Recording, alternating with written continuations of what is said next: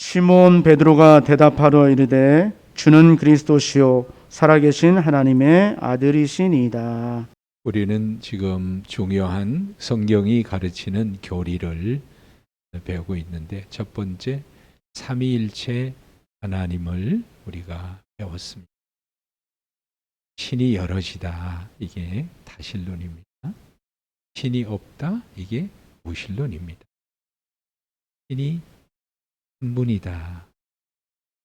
이제 이게 좀 이렇게 신이 많은 건 다신론, 신이 없다. 이게 이제 신론인데 신이 한 분이다. 이건 매우 중요해요. 네, 이슬람도 신이 한 분이다 그러고 우리 기독교도 신이 한 분이다. 이렇게 말을 하게 되는데 이슬람이 신이 한 분이다 하는 거고 우리 기독교가 말하는 신이 한 분이다는 달라요. 그러니까 이슬람이 신이 하나다라는 것은 이 세상에 신이 유일하게 단일 하나의 신이 있어요. 그런데 우리 기독교는 성경이 계시하고 가르치는 하나님은 그 이슬람의 한 분과 같은 한 분의 하나님이 아니시죠. 어떤 분이에요? 삼위일체 하나님이세요. 삼위일체 하나님을 우리는 한 분이다. 하나다. 이렇게 말하는 거예요. 그러니까 달라요. 우리가 믿는 삼위일체 하나님은 첫째, 성부도 하나님, 성자도 하나님, 성령도 하나님이신데 왜 우리가 이분을 원니스, 한 분이라고 말하죠? 왜 한 분이라고 말할 수 있죠? 본질이 하나이기 때문입니다. 본성이 하나이기 때문에 분리할 수가 없어요. 나뉠 수가 없어요. 하나다, 원니스다 말할 수 있는 거예요. 그런데 하나이시지만 생각이나 감정이나 인격으로는 구분되어 계셔서 각각 생각하시고 각각 말씀하실 성부, 성자, 성령 하나님이 다 각각 하나님이신데 우리가 하나라고 말할 수 있는 것은 본성이 하나이시기 때문이고 구별하여 말할 수 있는 것은 어때요? 성령님, 예수님, 하나님 이렇게 구별하여 말할 수 있는 것은 인격이 구분되어 있기 때문인 거예요. 자, 여러분 한 장소에 한 사건에 성부, 성자, 성령 하나님이 동시적으로 역사하신 사례와 사건이 있나요? 어떤 거지요?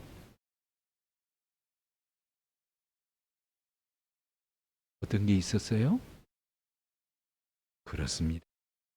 예수님이 세례 받으실 때 예수님은 세례 받으시고 성부 하나님은 내 기뻐하는 이는 내 사랑 내 기뻐하는 성령님은 비둘기의 형 임재의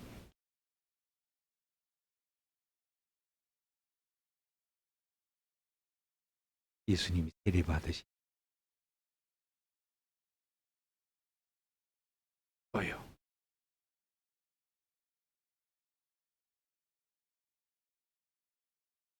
예수님이 세례 받으신 요나산 성부 하나님이 말씀하신 십자가 골고다 언덕 십자가에 기도하실 아버지의 뜻과 내 뜻을 구별하여 예수님이 십자가에 죽으실 때 이는 다 이루었다. 아버지여 내 영혼을 아버지께 하고 아버지를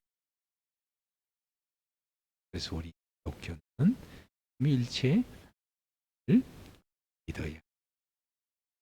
네, 잘못된 삼위일체들이 있어요.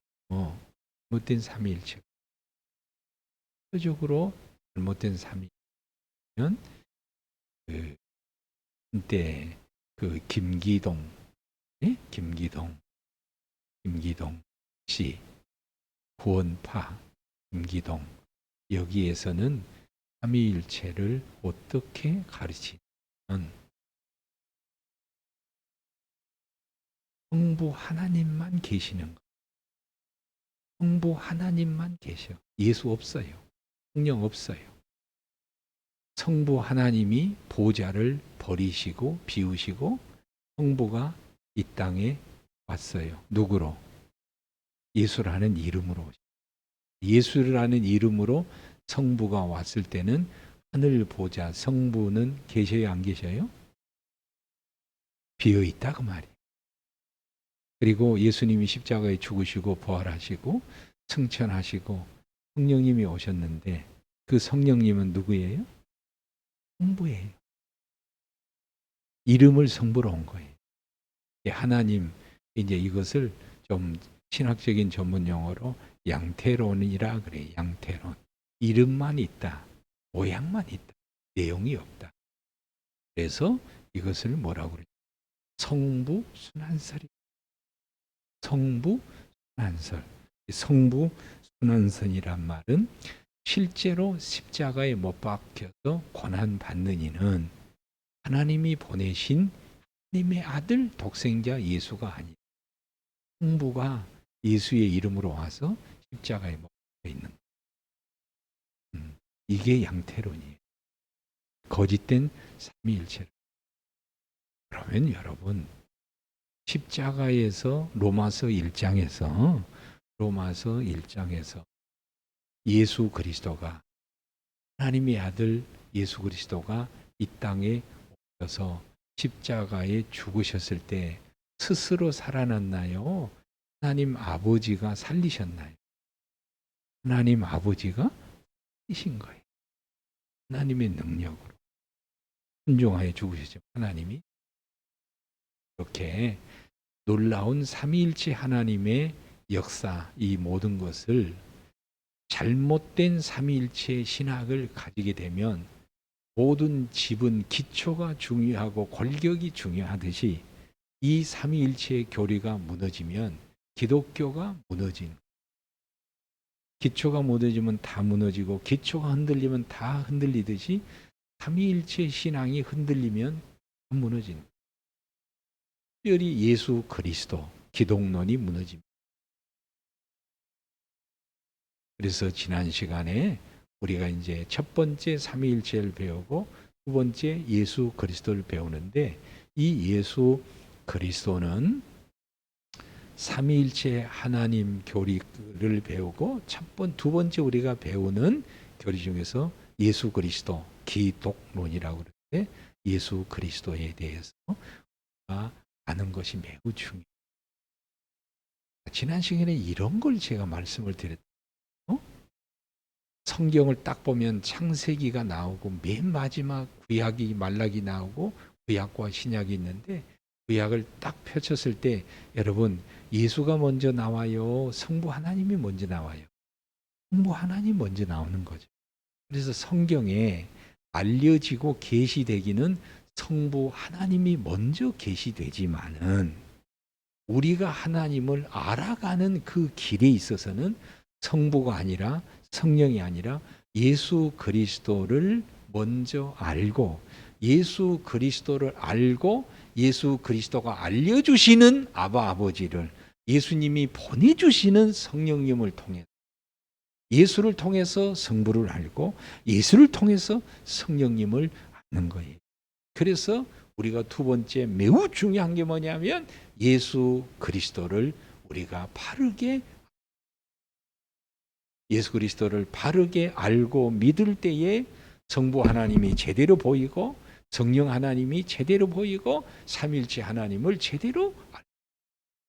여러분 우리가 삼각형을 우리가 예를 들었죠. 삼각형이 있는데 이 삼각형은 다 이게 삼각형은 그 여러분이 아시는 대로 그 세 각 A, B, C 세 각이 네 각은 합이 180도가 나오는 거예요. 어떤 삼각형이든지 네 각이 180도가 나오는 거예요. 80도가 나오는데 중요한 것은 하나의 각을 알면 나머지 각을 아는 거예요. 하나가 90도가 나면 나머지는 90, 90이에요. 45도, 40. 하나가 60이면 어디요? 60, 60이 되는 거예요. 네. 이렇게 하나의 각을 알면 나머지 두 각을 자동으로 알 수 있는 것이 삼각형의 원리듯이 삼위일체의 하나님께서도 예수 그리스도를 먼저 명확하게 우리가 알 때에, 바르게 알고 바르게 믿을 때에 나머지 하나님, 그래서 예수 그리스도를 우리가 봅니다. 지난 시간에 그 다음에 우리가 뭘 배웠냐? 예수, 하나님의 아들, 이름은 예수다. 이름이 예수예요. 하나님의 아들. 그분의 이름은 예수. 자기 백성을 저희 죄에서 구원하려는 이름을 가지고 이 세상에 오셨고, 그 이름대로 사시기 위하여 직분을 취하셨는데, 예수님이 가지신 직분은 바로 그 메시아가, 헬라어로는 그리스도, 히브리어는 메시아, 같은 말이에요.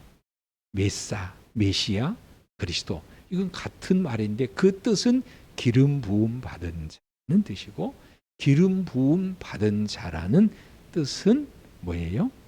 직분을 받을 때 기름 부음을 받아. 왕이 될 때, 그리고 선지자가 될 때, 그리고 제사장이 될 때 기름 부음을 받아. 그러니까 한마디로 예수님이 누구시냐? 그러면 이렇게 말하면 되는 거예요. 하나님이 보내신 하나님의 아들의 이름은 예수요. 그분의 직분은 메시아, 그리스도입니다. 그래서 나는 예수를 그리스도로 믿습니다. 예수를 그리스도로 믿습니다. 이것이 우리의 신앙의 고백이에요. 이것이 우리의 복음이에요. 성경은 이것을 말하고 있는 거죠. 성경이 뭘 말하냐? 예수가 메시아다. 예수가 그리스도이다. 이것을 가르치고 말하는 성경의 주제입니다. 자, 그럼 이제 오늘은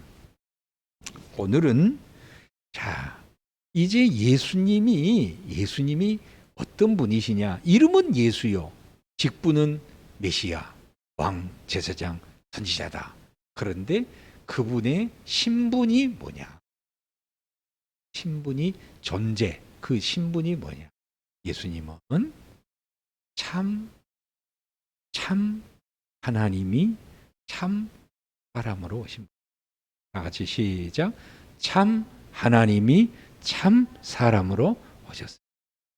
그러면 변하셔야 돼요. 맞으신지 해보죠. 예수님은 온리, 오직 인간이시다. 맞나요? 틀리나요? 예수님은 only God, 오직 신이시다. 아니에요. 명확하십니다. 예수님은 반신, 반인. 옛날 뭐 신화에 반수 반인 나오는 것처럼 반이 신이고 50 신이고 50 인간이 합쳐져서 하나가 되었다. Semi God and Man. 이거 맞아요? 틀려요? 아니에요. 또한 요거는 이제 시험을 잘 통과하셔야 됩니다. 하나는 뭐냐면 인간으로 오셨다가 인간으로 태어나셨다가 너무 비범하고 모범적이셔서 신으로 승격되었다. 예. 훌륭하신 우리 광흥교회 선생님. 그러면 정답은 뭐죠?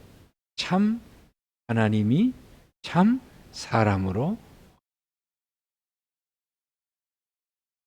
참 하나님이 참 사람으로. 그러면 이제 시간이 허락하는 한, 시간이 되는 한, 그러면 참 하나님이 어떻게 인간이 되셨는가?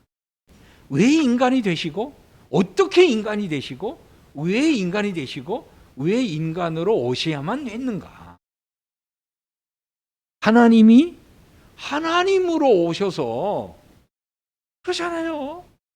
하나님이 하나님으로 오셔가지고 동해 번쩍 서해 번쩍 다니시면서 오늘은 여기서 기적을 일으키고 바로 동시에 저기서 기적을 일으키시고 사람들이 내리치려고 그러면은 바로 번쩍에서 사라지다가 딴 데 있다가 오시기도 하시고 하나님으로 동해 번쩍 서해 번쩍 하나님으로 오셔서 우리를 구원하시고 그러시면 될 텐데 왜 하나님이 사람이 되셔서 땀 흘리시고 배고프시고 눈물 흘리시고 고통당하시고 피곤하시고 핍박을 당하시고 왜 하나님으로만 오셔서 우리를 구원하시지 인간이 되시 어떻게 인간이 되셨고 왜 인간이 되셨는가?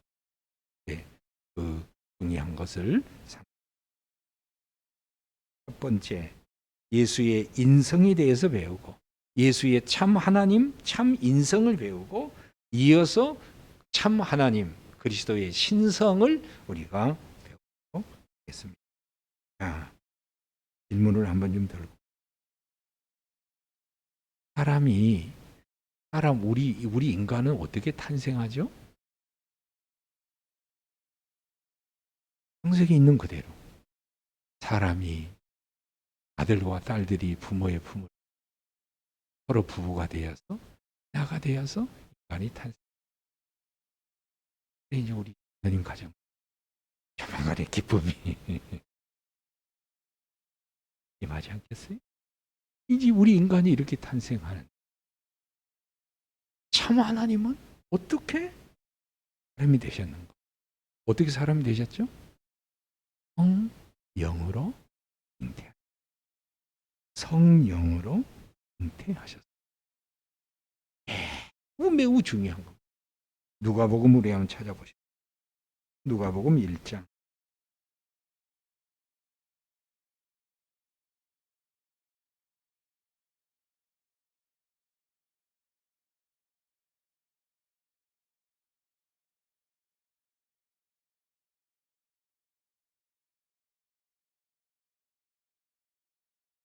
십 24절입니다.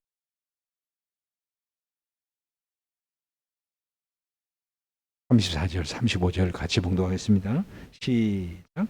마리아가 천사에게 말하되 나는 남자를 알지 못하니 어찌 이 일이 있으리까? 천사가 대답하여 이르되 성령이 내게 임하시고 지극히 높으신 이의 능력이 너를 덮으시리니 이러므로 나실 바 거룩하니는 하나님의 아들이라. 나는 결혼도 안 했습니다. 남자도 모릅니다. 사내도 모릅니다. 어떻게 이것이 이런 일이 내게 있겠습니까? 어떻게 하나님의 아들을 낳겠다니요? 했을 때에 천사가 하나님의 메시지를 전했습니다. 성령이 임하시고 지극히 높으신 이의 능력으로 하나님의 아들이 남자하고 상관이 있어요? 없어요? 없습니다. 그래서 성령으로 태어난 이 아들을 남자의 후손이라 그래요? 여자의 후손이라 그래요? 여자의 후손이라. 그래서 여자의 후손. 그래서 창세기 3장 15절에 여자의 후손이라는 말이 나오는데 이 여자의 후손이라는 말을 가리켜서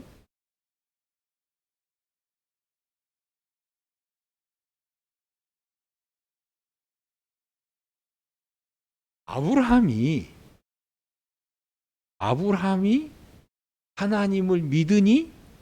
하나님을 믿으니 이를 의롭다 여기셨고 이 믿음으로 의롭다 여김을 받고 이 믿음으로 아브라함이 구원받고 이 믿음으로 아브라함이 구원받고 구원의 반열에 서고 믿음의 조상이 됐는데 아브라함이 하나님을 믿으니 했을 때, 이 하나님을 믿었다고 그랬을 때 그 믿음의 내용이 뭐냐? 성부 하나님을 믿었지만, 그 믿음으로 구원받았지만, 그 성부 하나님은 아브라함에게 이미 무엇을? 여자의 후손이라는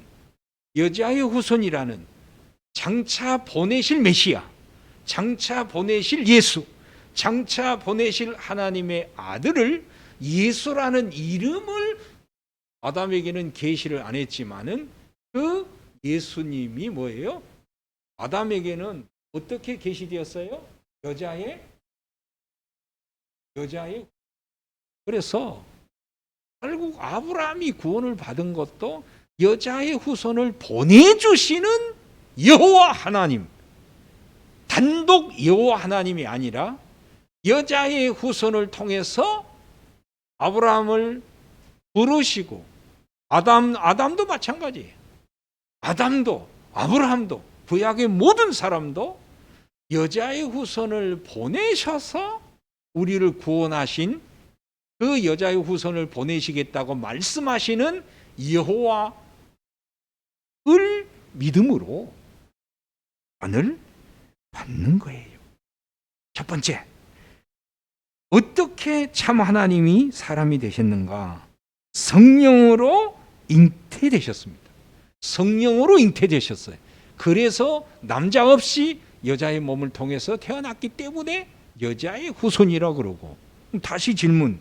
그럼 왜 성령으로 잉태하셔야 되느냐? 아담과 하와를 통해서 주시면 안 되느냐? 왜 성령으로 오셔야 되느냐? 바로 그것은 남자와 여자의 결합을 통해서 태어나게 되면 인간의 인성에 유전되는, 전해지는 원죄를 가지고 태어날 수밖에 없다. 다윗이 고백한 대로 나는 지금 죄의 열매를, 시편 51편에서 나는 지금 죄의 열매를, 이 죄의 쓰되 쓴 죄의 열매를 지금 나는 거두고 있습니다. 사람을 죽였습니다. 나는 죄를 범했습니다. 사람을 죽였습니다. 나는 이 죄를 피할 생각, 이 죄를 피하고 숨을 생각이 전혀 없습니다. 이건 내 죄입니다. 그런데 이 내 죄는 내가 태어나서 만들어진 게 아니라 이 죄의 뿌리는 어디까지? 모태에서 내가 이 세상에 나와서 세상을 보기 전에, 흙을 만지기 전에, 사람을 만나기 전에 모태에서 이미 나는 죄인으로 되어 이 원죄를 말합니다. 그래서 원죄로부터 자유롭고 무죄한 인간으로 오시기 위해서는 인간과 인간의 결합이 아니라 하나님이 사람이 되시는 길 밖에 구원이 없습니다. 여러분, 가슴이 뛰고 가슴이 뭉클하고, 하나님의 아들 예수가 이 세상에 구주로 그래서 하나님이 보내시고 예수가 오신다는 것은 뭐냐? 인간 안에 구원이 없다는 얘기입니다. 인간 안에 구원이 없다는 겁니다. 인간의 선행으로, 인간의 노력으로, 인간의 선행으로, 인간의 노력으로, 인간의 비범함으로, 인간의 정교성으로, 인간의 성찰로, 인간의 노력으로 우리의 구원을 시작할 수도, 이룰 수도, 완성할 수도 없습니다. 우리의 구원은 하나님의 아들 예수가 성령으로 잉태되어서, 무죄한 자로 잉태되어서 우리를 위해서 참된 대속의 제물이 되어 주어야만이 우리가 구원의 길이 있는 거예요. 여러분 보세요. 인간 안에서 구원자가 나올 수 있느냐? 없습니다. 인간 밖에서 우리를 구원할 자가 누구겠습니까? 하나님 외에 누가 있습니까? 삼위일체 하나님 외에는 누가 있습니까? 그래서 성부 하나님이 하나님의 아들 예수를 성령으로 잉태하셔서 여자의 후손이 되게, 이것을 다른 말로 얘기하면 인간으로 오셔야 할 가장 중요한 이유가 죄 없는 사람, 죄 없는 피, 죄 없는 대속의 제물이,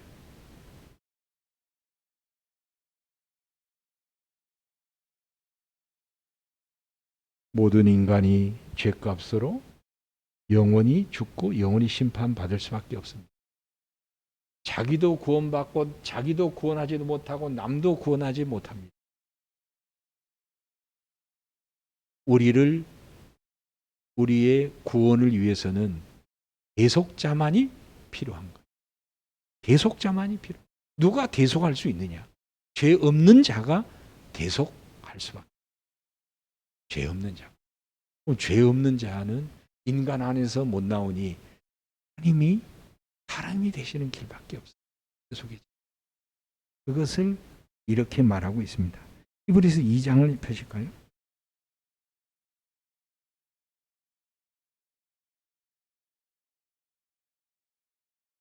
히브리서 2장 16절 7절입니다. 16절은 우리 여성도님이, 17절은 남성도님이 있겠습니다. 시작.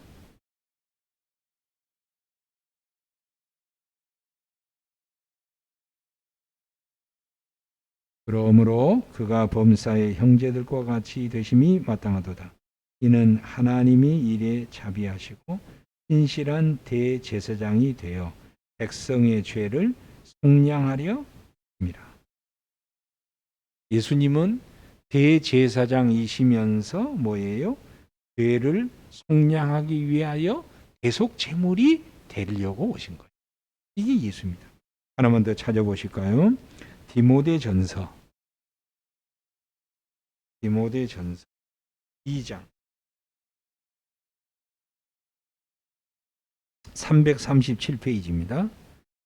디모데전서 337페이지, 디모데전서 2장 5절 같이 읽겠습니다. 시작.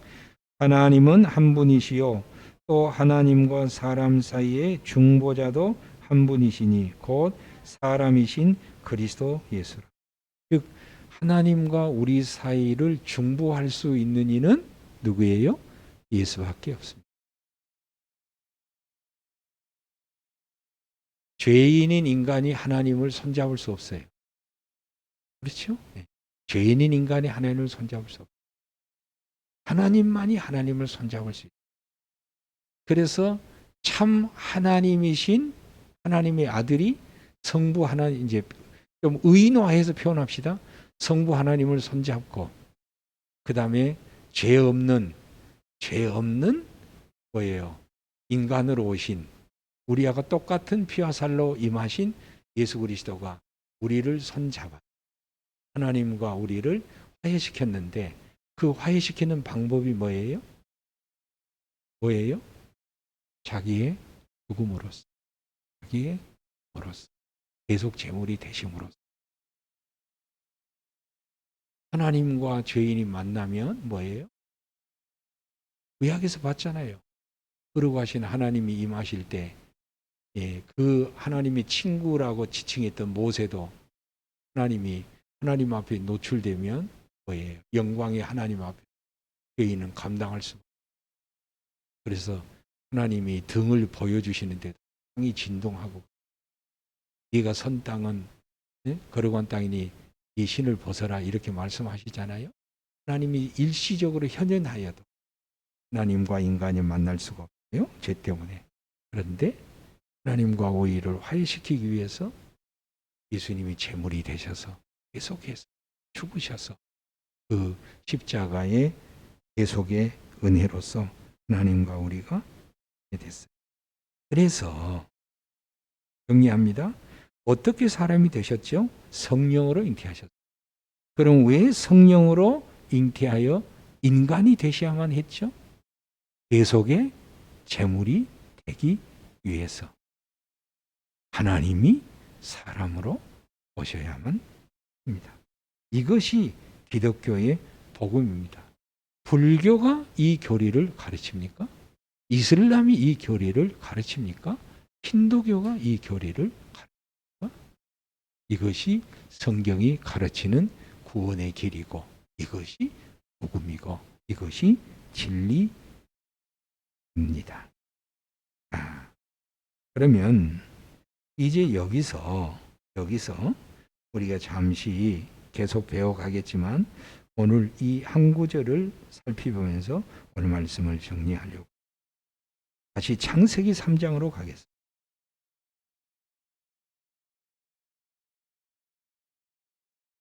창세기 3장 15절.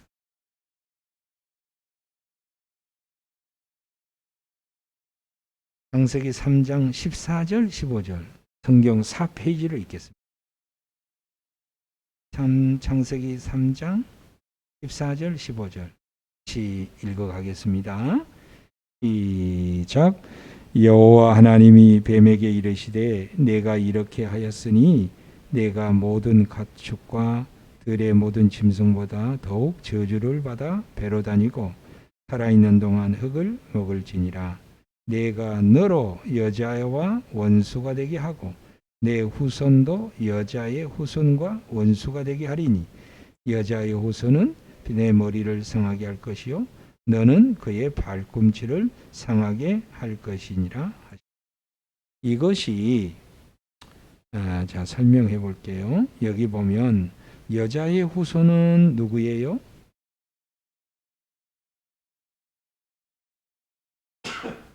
예, 여기서 여자의 후손은 예수님이십니다. 그런데 또 누구의 후손도 나오죠? 내 후손이란 말도 나오죠? 예, 그렇습니다. 자, 그러면 다시 14절로 가볼게요. 14절이 하나님이 누구와 대화하고 있습니까? 뭐 대화라는 표현이 좀 그렇지만 누구에게 명령하시냐면 뱀에게 말씀하시는 거예요. 뱀에게 말씀하시는 거예요. 사탄에게, 옛뱀, 사탄에게 말씀하시는 거예요. 뱀 속에 들어있는 사탄에게 선포하시는 거예요. 그래서 15절에서 너라는 이 대명사는 누구예요? 사탄이에요. 장로님 정확하게 보셨습니다. 사탄입니다. 너입니다. 그러면 너가 사탄이라면 너의 후손, 내 후손은 누구겠어요? 사탄의 후손입니다. 사탄의 후손입니다. 네? 저를 보시죠. 저를 보시죠.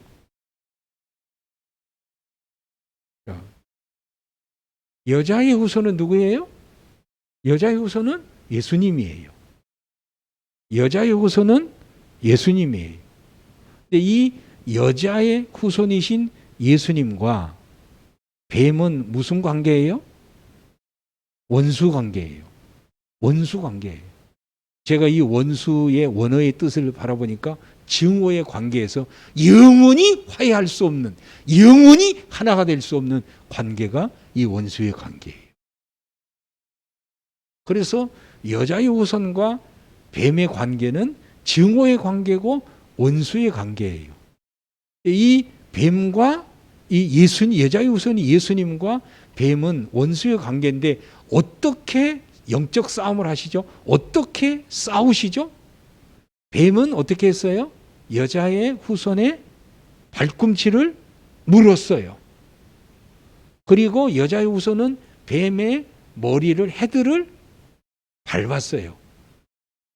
그래서 누가복음에서 예수님께서, 복음서에서 예수님은 나는 마귀를 멸하러 왔고 너의 제자들 너희들에게도 내가 멸한 예수를, 내가 멸한 사탄을, 내가 말한 뱀과 전갈을 밟는 권세와 능력을 통제할 능력과 권세를 너희들에게 준다 그랬거든요.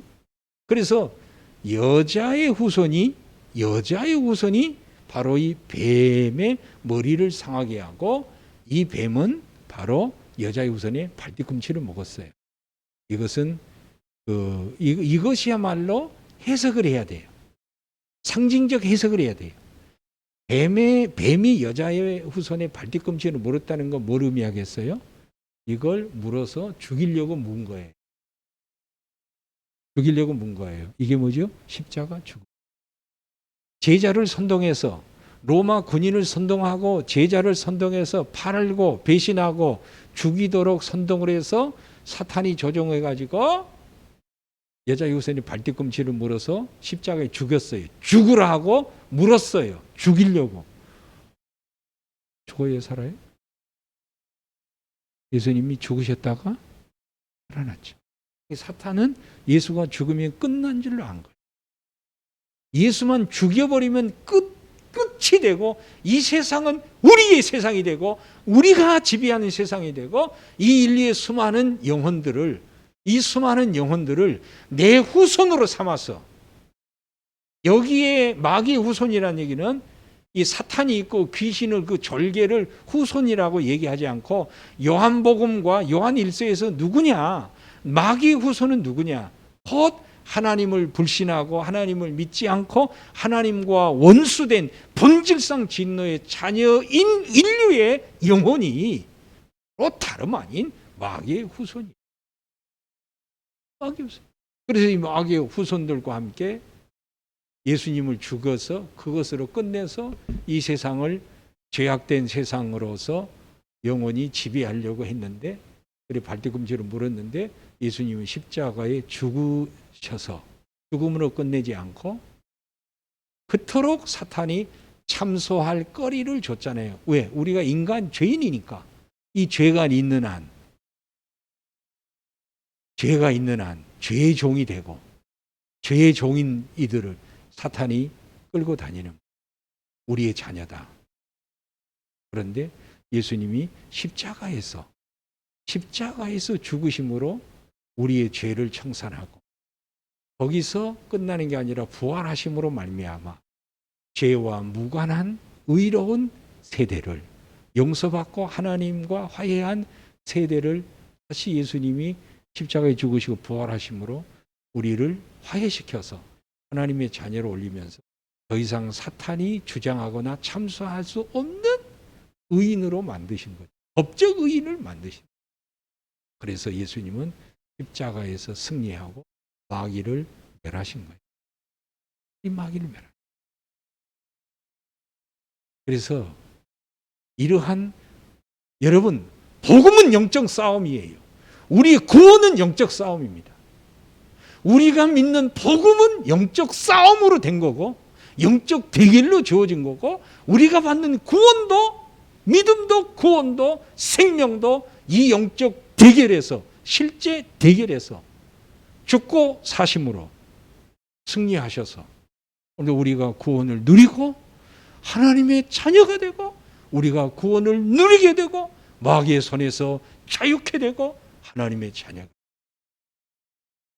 이게 복음이고 이것이 기독교고 이것이 복음이고 이것이 생명입니다. 우리가 이것을 믿는 거예요.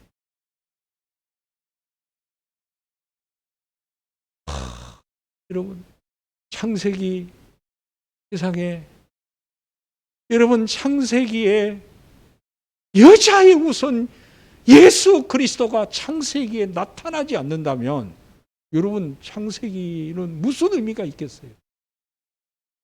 창세기 1장에서 보시기에 선한 아름다운 세상. 그러나 창세기 2장에서부터 죄를 범함으로